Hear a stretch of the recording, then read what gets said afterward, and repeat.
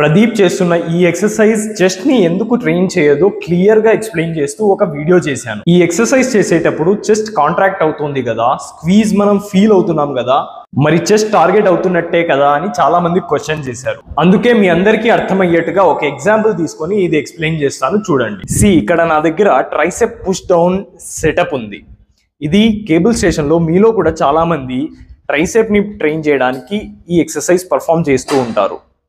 ఈ exercise perform చేసేటప్పుడు మీరు గనక గమనిస్తే నా బైసెప్ స్ట్రెచ్ అండ్ కాంట్రాక్ట్ అవుతుంది. అంత మాత్రాన ఈ ఎక్సర్సైజ్ నా బైసెప్స్ని ట్రైన్ చేయట్లేదు. ఇక్కడే మనకు లైన్ ఆఫ్ ఫోర్స్ అనే కాన్సెప్ట్ వస్తుంది. మనం సేమ్ మూమెంట్ చేస్తూ ఉన్నా లైన్ ఆఫ్ ఫోర్స్ని బట్టి మన టార్గెటెడ్ మజిల్స్ చేంజ్ అవుతాయి. మూమెంట్ ఒకటే, లైన్ ఆఫ్ ఫోర్స్ గనక కిందికి ఉంటే మన బైసెప్స్ ట్రైన్ అవుతాయి. అదే గనక లైన్ ఆఫ్ ఫోర్స్ పైకి ఉంటే మన ట్రైసెప్స్ వర్క్ అవుతాయి.